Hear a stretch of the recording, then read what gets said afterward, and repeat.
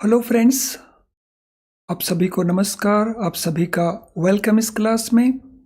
You all are welcome to this class. So confirm करेंगे आपका audio, आपका video आपको एक्सेसिबल है। Your audio video is okay, so that we can start. So कर देंगे confirm quickly. Your audio, your video is okay. So I wait for your confirmation.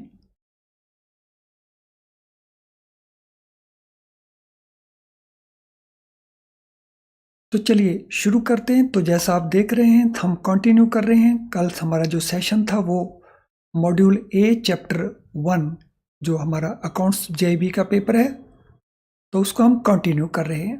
सो अब हम इसमें फाइनेंशियल अकाउंटिंग के एडवांटेजेस क्या क्या हैं इसको डिस्कस करेंगे। कल हमने फाइनेंशियल अकाउंटिंग को लेकर के कई इंपॉर्टेंट एस्पेक्ट को डिस्कस किया था, तो हम इसको अब फर्दर आगे कंडक्ट कैरी करेंगे। तो इसके एडवांटेजेस क्या क्या हैं फाइनेंशियल अकाउंटिंग के। सो इन एडवांटेज के अंदर सबसे पहले, financial accounting provides information which is useful for making economic decisions. So जो इंफॉर्मेशन फाइनेंशियल अकाउंटिंग में हमें अवेलेबल होती है, तो that helps in making economic decisions. तो किसी भी फर्म को ये इंफॉर्मेशन क्या अवेलेबल होती है? Profit and loss account available हो जाता है, बैलेंस शीट अवेलेबल हो जाती है, और अगर ये over A number of years available है तो फिर हमें ट्रेंड भी अवेलेबल हो जाते हैं। और इनके बेसिस के ऊपर जो बिजनेस डिसीजंस लेने हैं बिजनेस ने, तो इनको हम इकोनॉमिक डिसीजंस भी कह सकते हैं। तो दो decisions can be taken based on that information which is provided by financial accounting. So this is one advantage of financial accounting. To help users who rely on financial statements as their principal source of information about economic activities of the enterprise. तो इससे वो users जो financial statement को use करते हैं, so financial accounting helps the users of financial statements.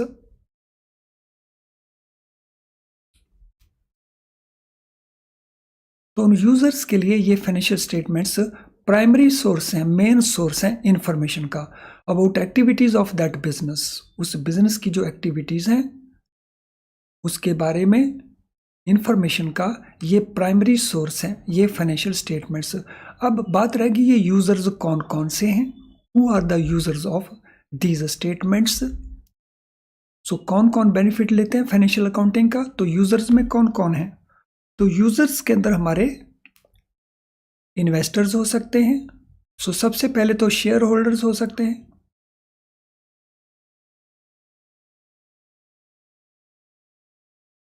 Then investors हो सकते हैं,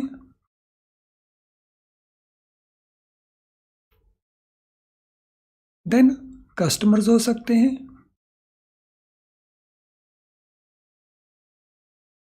उस बिजनेस से रिलेटेड रेगुलेटर्स हो सकते हैं, जो एनालिसिस करने वाले लोग हैं एनालिस्ट हो सकते हैं। So there are different people who are making use of these financial statements. और ये फाइनेंशियल स्टेटमेंट प्रोवाइड करता है हमें फाइनेंशियल अकाउंटिंग, यानी फाइनेंशियल अकाउंटिंग का बेनिफिट इन सभी लोगों को भी होता है। To provide information useful to investors and creditors for predicting, comparing and evaluating cash flows in terms of amount, timing and related uncertainties. तो इंफॉर्मेशन जो यूजफुल है किनको? स्पेसिफिकली इन्वेस्टर्स को और क्रेडिटर्स को। जो लोग पैसा इन्वेस्ट कर रहे हैं या जो लोग पैसा दे रहे हैं, वो इस इंफॉर्मेशन को किस पर्पस के लिए यूज करते हैं? प्रिडिक्ट करने के लिए, कंपेयर करने के लिए और इवेल्युएट करने के लिए कि जो कैश फ्लोज हैं, जो इनकम हो रही है उसको, जो उसकी सेल हो रही है उसका अमाउंट, उसकी टाइमिंग में किस किस तरह की सर्टेनिटीज और अनसर्टेनिटीज हैं। तो they make use of this information for these purposes, predict करने के लिए, कंपेयर करने के लिए, इवेल्युएट करने के लिए। अब यहीं से बड़ा आसान सा क्वेश्चन बन जाता है कि ये जो इन्वेस्टर्स हैं, ये जो क्रेडिटर्स हैं, फाइनेंशियल अकाउंटिंग से इंफॉर्मेशन को वो किस पर्पस के लिए यूज करते हैं। तो ए प्रेडिक्टिंग के लिए, बी कंपेयरिंग के लिए, सी इवेल्युएटिंग के लिए, डी ऑल दी अबव। और फिर आपसे क्वेश्चन का आंसर पूछ लिया जाएगा कि बताइए आप किसको टिक करेंगे। तो इस तरह से अगर हमें बेसिक्स पता है तो बड़ी आसानी से जो क्वेश्चंस पूछे जाते हैं उनका हम आंसर दे सकते हैं। To provide users with information for predicting, comparing, evaluating the earning power of the enterprise। तो जो बिजनेस है उसकी अर्निंग पावर, उसके बारे में भी हमें ये जानकारी दे सकते हैं। अर्निंग पावर को प्रेडिक्ट करना, कंपेयर करना, इवेल्युएट करना। अर्निंग पावर के ऊपर यहाँ पे फोकस है, और ऊपर फोकस कहाँ पे ऊपर था? अमाउंट एंड टाइमिंग के ऊपर। वो कैश फ्लोज कब इनकर होते हैं, क्या उसका साइज है, और यहाँ पे सीधा वो अर्निंग, उससे प्रॉफिट उसको क्या हो रहा है, एंटरप्राइज को। So this information is also provided by financial statements, जहां पे यूजर्स अंदाजा लगा सकते हैं, प्रिडिक्ट कर सकते हैं, कंपेयर कर सकते हैं और उसका इवेल्युएशन कर सकते हैं।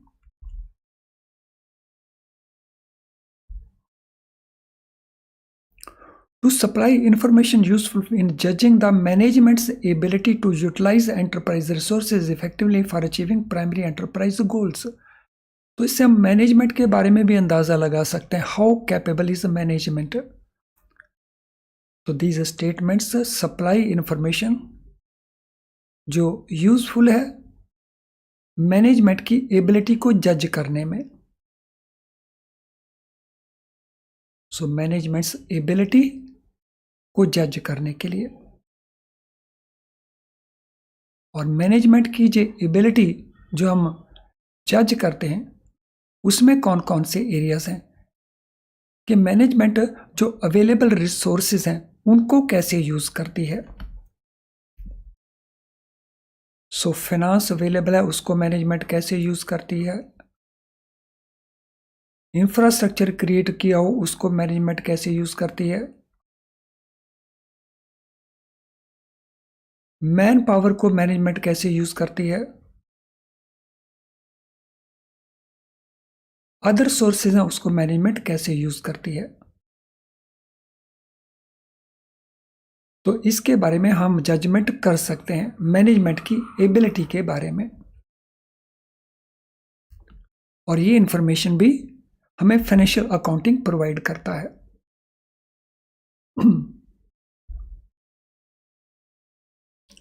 आई होप यहां तक हर चीज आपको अच्छे से क्लियर है। एवरीथिंग इज क्लियर सो फार। तो अगर ऐसा है तो क्विकली टाइप कर देंगे NQ, no question, so that मुझे पता चल जाए that everything is clear to you, और फिर मैं आगे प्रोसीड कर सकूं। आप अपने क्वेश्चंस को भी टाइप कर सकते हैं। If something remains unclarified you can type your questions as well. तो चलिए, जो कल हमने सीखा था लास्ट सेशन में और जो आज हमने सीखा उसको लेकर के आपको टेस्ट किया जाए कि कहाँ तक आप उसको अंडरस्टैंड कर पाए। सो this is first question on your screen. What is purpose of keeping records in a business entity. Business entity में हम जो रिकॉर्ड मेंटेन करते हैं तो उनका पर्पस क्या होता है। What is the purpose, question number 1। तो ट्राई टू आंसर। तो लास्ट सेशन में इसको हमने स्टडी किया था। So what is the purpose of this? So we maintain a record of business entity. What is the purpose of that? So purpose is to know about the profits, assets and liabilities. तो ये जो हम records maintain करते हैं इसको किस purpose के लिए हम यूज करते हैं, इनका पर्पस क्या है। तो we want to know the profits of the organization, assets और लाइबिलिटी पोजीशन। इसके लिए हम इसको यूज करते हैं। Question number 2, what is process of recording of events and transactions in a business called? तो जो प्रोसेस हम फॉलो करते हैं इवेंट्स को और ट्रांजैक्शन को रिकॉर्ड करने के लिए बिजनेस के अंदर, तो उस प्रोसेस को हम क्या कहते हैं? What that process is called? Question number 2। So any answer to question number 2? So the process of recording the events and transactions in a business is known as, उसको क्या कहते हैं? What it is called? So इस process को हम कहते हैं book keeping का process. So process of book keeping, यानी बुक कीपिंग की डेफिनेशन क्या है? ये एक प्रोसेस है to record events and transactions in a business. Question number 3, what is purpose of having systematic books of account in a business? So business के अंदर ये रिक्वायरमेंट है कि जो बुक्स हैं वो सिस्टेमेटिकली मेंटेन होनी चाहिए। उसका पर्पस क्या है? सो what is the purpose of that? So question number 3, what is the purpose to have systematic books of account in a business? तो पर्पस है to achieve purpose of keeping records of profit, asset and liabilities. तो हम asset, liability and profit का record maintain करना चाहते हैं। उसको achieve करने के लिए what we do, systematic books of account maintain करते हैं। Question number 4, what is role of accountancy in business? So business के अंदर अकाउंटेंसी का रोल क्या है? To record events and transactions, और टू समराइज रिकॉर्डेड इवेंट्स, और टू इंटरप्रेट फाइनेंशियल ट्रांजैक्शंस। तो इनमें से क्या रोल है अकाउंटेंसी का बिजनेस के अंदर? Yes, question number 4। यहाँ पे आपको लिखना नहीं पड़ेगा, तो आपने सिर्फ ABC का आंसर देना है। क्वेश्चन नंबर 4,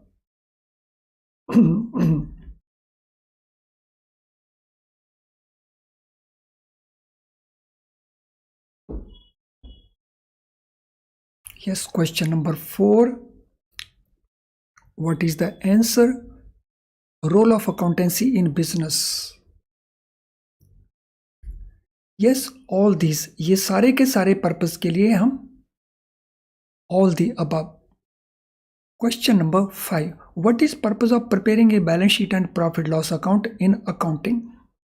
तो अकाउंटिंग के अंदर हम प्रॉफिट लॉस और बैलेंस शीट क्रिएट करते हैं। इसका पर्पस क्या है? What is the purpose of that? So what is the purpose for which it is created? किस पर्पस के लिए क्रिएट करते हैं हम? So this is created to summarise the recorded events. तो जो रिकॉर्डेड इवेंट्स हैं, रिकॉर्डेड ट्रांजैक्शंस हैं, तो उनकी समरी के पॉइंट ऑफ व्यू से हम इनको प्रिपेयर करते हैं। तो ये प्रिपेयर करने का ये पर्पस है। So to summarise the recorded events और recorded transactions. What is purpose of classifying business transactions before recording them in the books of account? तो बुक्स ऑफ अकाउंट में रिकॉर्ड करने से पहले हम बिजनेस ट्रांजैक्शन को क्लासिफाई करते हैं। सो कुछ ट्रांजैक्शंस एसेट्स की होती हैं, कुछ लायबिलिटीज की होती हैं, कुछ ट्रांजैक्शन एक्सपेंसेस की होती हैं, कुछ इनकम्स की होती हैं। तो ये क्लासिफिकेशन हम किस पर्पस के लिए करते हैं? ये सारे के सारे आपके रेडी क्वेश्चंस हैं। इनमें से कुछ भी पूछा जा सकता है पेपर के अंदर। तो इनका पर्पस क्या है कि हम ये क्लासिफिकेशन जो करते हैं बिजनेस ट्रांजैक्शन की, उनको रिकॉर्ड करने से पहले।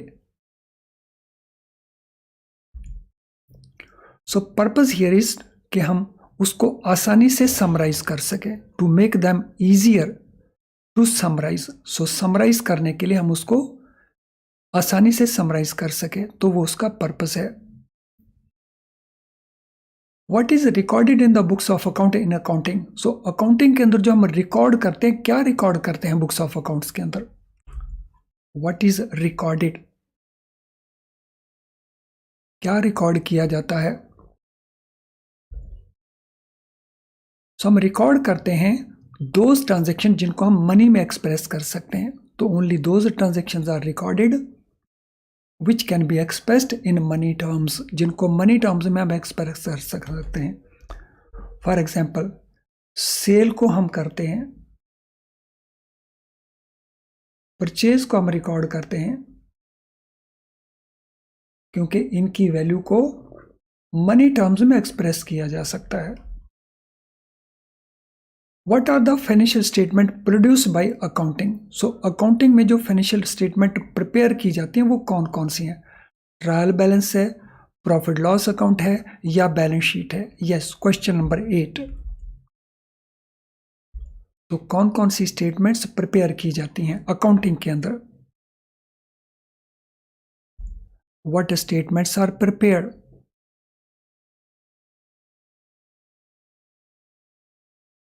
यस, इसको तो लिखना नहीं पड़ेगा आपको, आपने ABC करके आंसर देना है।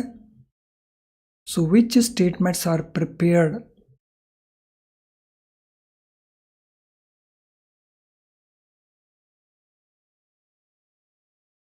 Question number 8। So all the statements are prepared. इनके अलावा कुछ और स्टेटमेंट्स भी हैं जो प्रिपेयर की जा सकती हैं, तो मैंने नोट करवाया था आपको। तो एक स्टेटमेंट इसके अंदर हो सकती है फंड्स फ्लो स्टेटमेंट, और फंड्स के अंदर अगर हम कैश के ऊपर फोकस करें तो फिर ये कैश फ्लो स्टेटमेंट भी बन जाता है। So it could be trial balance, it could be profit loss account, it could be balance sheet, it could be funds flow statement, और it could be cash flow statement also. तो ये cash flow statement भी हो सकती है। What is purpose of interpretation of business transaction by accounting? So accounting का एक part है बिजनेस ट्रांजैक्शन को इंटरप्रेट करना। So what is the purpose of that interpretation? So जो उसका मीनिंग निकाला जाता है वो हम क्यों करते हैं, उसका जो इंटरप्रिटेशन है, why that is done.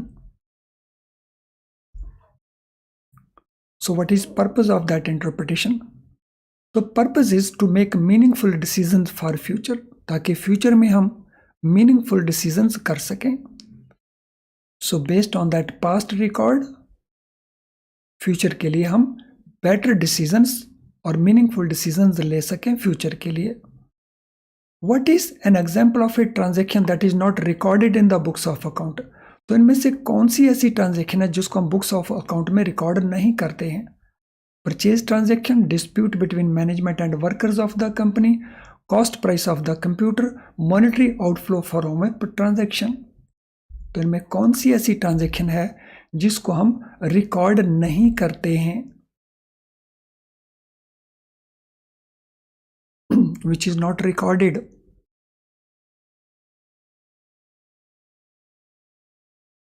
Question number 10.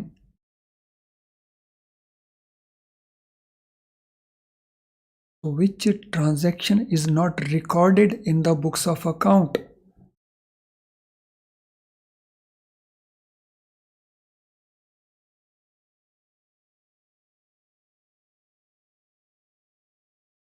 Yes, 10B is the correct. तो हम डिस्प्यूट बिटवीन मैनेजमेंट इसको रिकॉर्ड नहीं करते हैं। इसको रिकॉर्ड हम क्यों नहीं करते हैं? चलिए, ये सप्लीमेंट्री क्वेश्चन है। Why this is not recorded as an event or as a transaction? इसको क्यों रिकॉर्ड नहीं करते हैं? बिकॉज हम इसको मॉनेटरी टर्म्स में एक्सप्रेस नहीं कर सकते हैं। So this can not be expressed in monetary terms. चलिए, आई थिंक ये क्वेश्चंस के बाद आपको इस सब्जेक्ट को अंडरस्टैंड करने में थोड़ी हेल्प मिलेगी। अगर ऐसा है तो मुझे बता देंगे स्माइलिंग आइकन को पोस्ट करके, और जिन स्टूडेंट्स का अभी तक लाइक डिसलाइक नहीं हुआ है वो लाइक डिसलाइक को भी कंप्लीट कर लेंगे। तो अभी काफ़ी सारे स्टूडेंट्स हैं जिन्होंने लाइक डिसलाइक कंप्लीट नहीं किया है, तो मेरा रिक्वेस्ट है सभी से और यहाँ तक हर चीज़ आपने अच्छे से अंडरस्टैंड कर ली है, तो इसकी कंफर्मेशन के लिए स्माइलिंग आइकन को पोस्ट कर दीजिए ज़रा। सो दोनों काम इकट्ठे कर दीजिए, लाइक डिसलाइक के प्रोसेस को भी पूरा कर दीजिए और स्माइलिंग आइकन को भी पोस्ट कर दीजिए, so that I get a confirmation from you.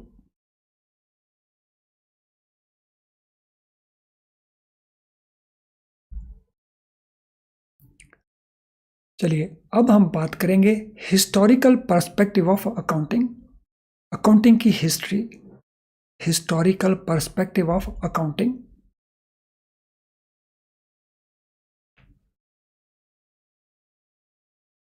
Historical perspective of accounting, accounting का हिस्टोरिकल पर्सपेक्टिव क्या है, यानी इसकी ब्रीफ हिस्ट्री क्या है अकाउंटिंग की। Origin of accounting can be traced back to very ancient days, बहुत पुराने दिनों तक या बहुत पुराने दिनों से अकाउंटिंग होती रही है। इसका जो ओरिजिन है सो इसको हम तलाश कर सकते हैं वेरी एंशियंट डेज, बहुत पुराने दिनों तक, यानी इसकी हिस्ट्री काफी पुरानी है। So it is not something कि ये रिसेंट टाइम्स में ही राइज हुआ है, तो इसकी हिस्ट्री बहुत पुरानी है। Arthashastra discuss the critical role of accounting in society. So Arthashastra एक बुक थी बहुत पुरानी जो लिखी गई थी, उसमें डिस्कस किया गया था critical role of accounting in society, society के अंदर अकाउंटिंग का कितना इंपॉर्टेंट रोल है। तो अर्थशास्त्र के अंदर कौटिल्य ने इसको लिखा था, कौटिल्य। तो उसमें सोसाइटी में अकाउंटिंग का क्या रोल है, तो that was discussed. Accounting concepts and procedures in use today have their origin in practices employed by merchants in Italy during 15th century. 15th century के अंदर, इस समय 21st century चल रहा है, सो 15th century के अंदर इटली के अंदर जो व्यापारी थे, मर्चेंट्स थे, वो कुछ अकाउंटिंग प्रैक्टिसेस को फॉलो करते थे। तो उन्हीं कॉन्सेप्ट्स को, उन्हीं प्रोसीजर्स को आज हम फॉलो करते हैं। So accounting concepts and procedures which we use in present day context, so they were used initially in the form of practices by merchants, व्यापारियों के द्वारा इटली के अंदर 15th सेंचुरी के अंदर। यानी जो मॉडर्न डे अकाउंटिंग है, इसका ओरिजिन हम ट्रेस बैक करते हैं 15th सेंचुरी को, इटली से, by their merchants who used to follow these practices.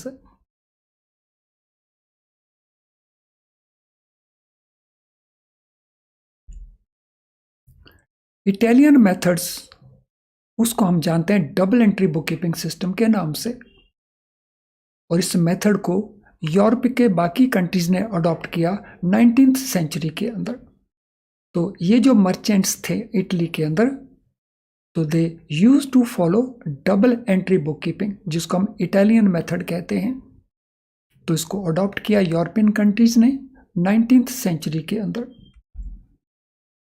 यानी यूरोप के अंदर इटली बहुत पहले से कर रहा था और यूरोप के बाकी कंट्रीज में सब्सिक्वेंटली उसको अडॉप्ट किया 19th सेंचुरी में, 400 साल के बाद।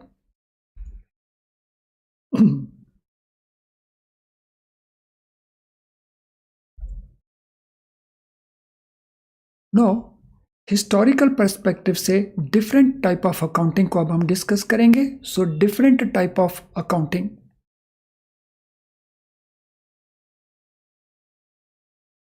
तो पहले हम बात करेंगे स्टीवर्डशिप अकाउंटिंग। स्टीवर्डशिप अकाउंटिंग क्या होता है?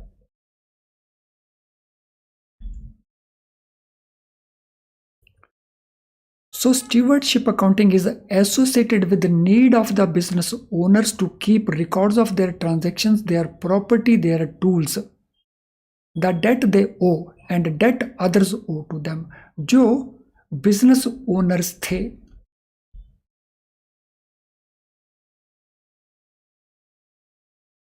उनको रिकॉर्ड चाहिए था उन ट्रांजैक्शंस का, जो ट्रांजैक्शन उनकी प्रॉपर्टी से रिलेटेड हैं, जो ट्रांजैक्शंस उनके टूल्स या दूसरे एसेट से रिलेटेड हैं, जो उनकी देनदारी से रिलेटेड हैं, डेट दे ओ, और जो उन्होंने डेट रिकवर करने हैं।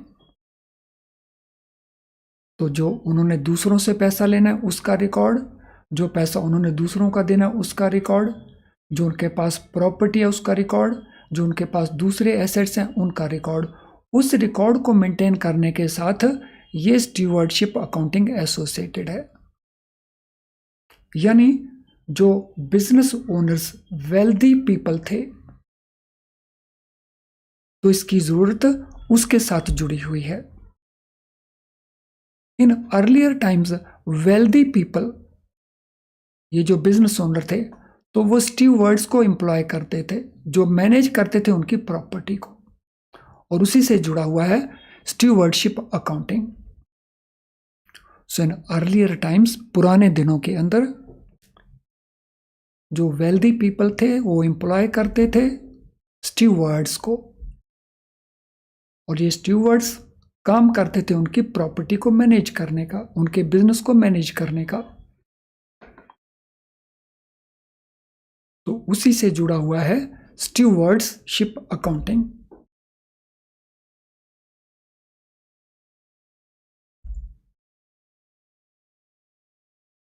Now financial accounting. सो एक पार्ट हुआ स्टीवर्डशिप अकाउंटिंग का, दूसरा है हमारे पास फाइनेंशियल अकाउंटिंग का।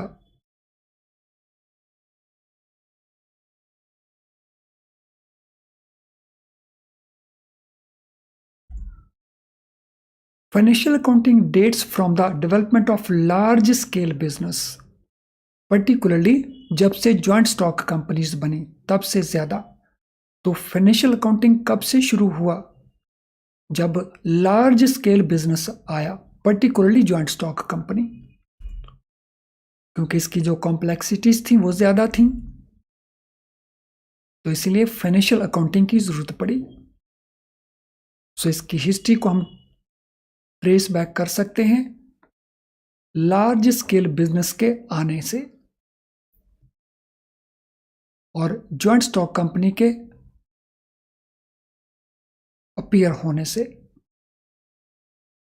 Law governing the operations of a company give a legal form to the doctrine of stewardship, which requires that information be disclosed to the shareholders in the form of annual income statement and balance sheet.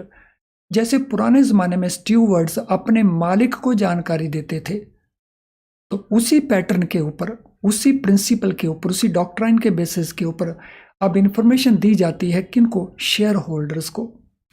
और ये information किस form में दी जाती है? Annual income statement और balance sheet की form में। और ये कब प्रिपेयर करते हैं? It is part of financial accounting. तो the law governing the operations of a company, so company की जो ऑपरेशंस हैं उसको गवर्न करने वाला लॉ, जो स्टीवर्डशिप का डॉक्ट्राइन है, प्रिंसिपल है, उसको कन्फर्म करता है। और ये इंफॉर्मेशन प्रोवाइड की जाती है शेयर होल्डर्स को। नॉट ओनली शेयर होल्डर्स, हम शेयर होल्डर की बजाय स्टेक होल्डर्स कहें, वो ज्यादा अप्रोप्रिएट वर्ड रहेगा। तो instead of share holders we can say stake holders.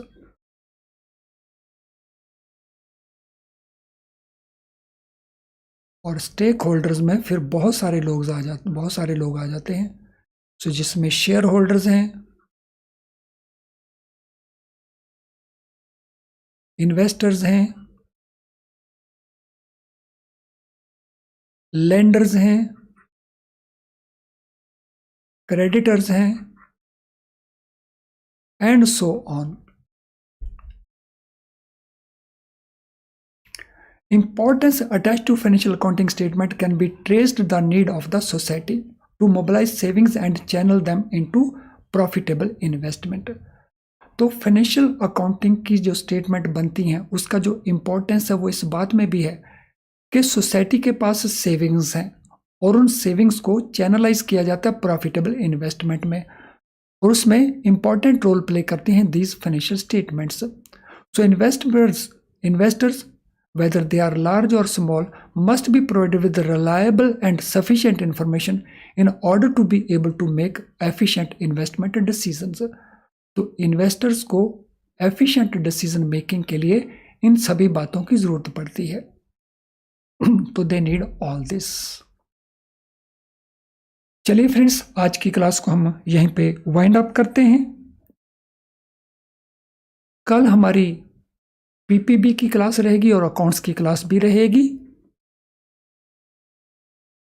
और उनकी टाइमिंग को देख लेना। आज के नोटिफिकेशन को बेसिस के ऊपर शाम को ज़रूर देख लेना आप कौन सी क्लास में इंटरेस्टेड हैं, अकाउंट्स की क्लास में या पीपीबी की क्लास में। तो कल रिटेल बैंकिंग की आगे क्लास नहीं रहेगी। चलिए फ्रेंड्स,